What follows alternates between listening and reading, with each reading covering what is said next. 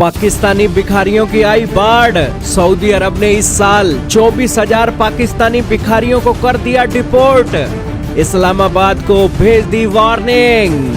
जी हाँ दोस्तों, पाकिस्तान के अंदर जहां बढ़ती हुई आबादी एक चिंता का कारण बन चुकी है और आने वाले समय में ये नेशनल इमरजेंसी का भी कारण बनेगी। दोस्तों, इतनी बड़ी पॉपुलेशन को एक सरवाइव करने के लिए सामान चाहिए, लेकिन वो सामान पाकिस्तान के अंदर मौजूद नहीं है।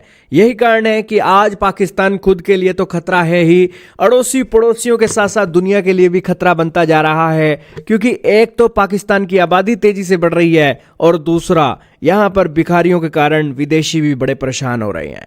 हाल ही में एक रिपोर्ट निकल कर आई, एनडीटीवी का आर्टिकल आपके सामने चल रहा है, जिसके अंदर बताया गया कि सऊदी अरब ने इस साल 24,000 भिखारियों को डिपोर्ट किया है और ये सारे के सारे 24,000 पाकिस्तानी नेशनल्स थे।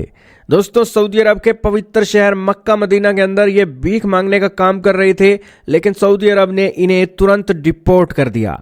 इसके अलावा दोस्तों, दुनिया के अंदर 5वीं नंबर की सबसे बड़ी आबादी पाकिस्तान की बन चुकी है, जिसकी जनसंख्या 25.5 करोड़ की हो गई है और वर्तमान में यह दुनिया का 5वां सबसे बड़ा आबादी वाला देश बन चुका है।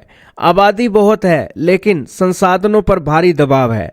भोजन, पानी, स्वास्थ्य सेवा, शिक्षा के बुनियादी ढांचों पर इन दिनों जबरदस्त बोझ पड़ रहा है।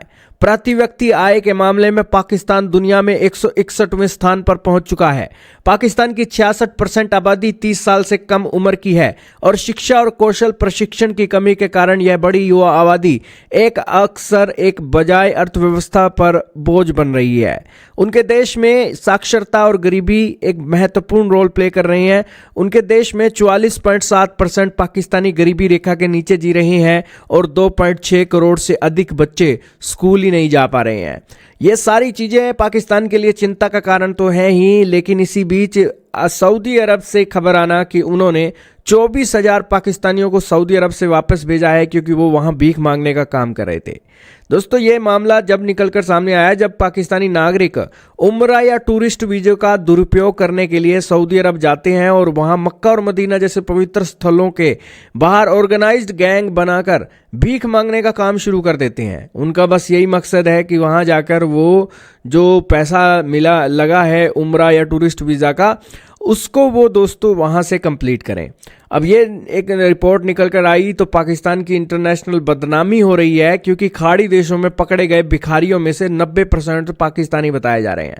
इससे पाकिस्तान की छवि को वैश्विक स्तर पर गंभीर नुकसान हो रहा है। अभी दोस्तों, भीख मांगने वाले सिंडिकेट्स को रोकने के लिए पाकिस्तान ने साल 2025 में अब तक 66,000 संदिग्धों को हवाई अड्डों पर ही ऑफलोड किया है, ताकि वे विदेश ना जा सके।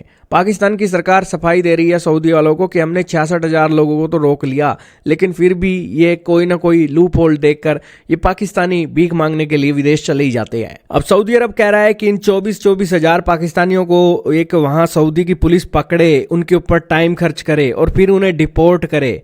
ये सारा खर्चा सऊदी अरब यहाँ बेवजह की टेंशन नहीं चाहता है। सऊदी अरब की सरकार ने कहा कि हम चेतावनी देते हैं कि अगर पाकिस्तान ने इन गिरोहों पर लगाम नहीं लगाई तो भविष्य में आम पाकिस्तानी तीर्थयात्रियों के लिए उम्रा और हज वीजा भी मिलना कठिन हो सकता है। यानी कि सऊदी अरब ने कह दिया है कि भैया अपने घर में ही बैठो भैया, यहाँ सऊदी अरब आने की ज़रूरत नहीं है।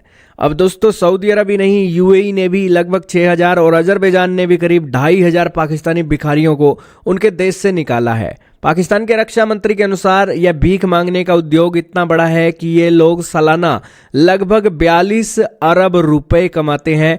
फिलहाल सऊदी अरब और अन्य खाड़ी देशों ने पाकिस्तानियों के लिए वीज़ा नियमों को काफ़ी सख्त कर दिया है।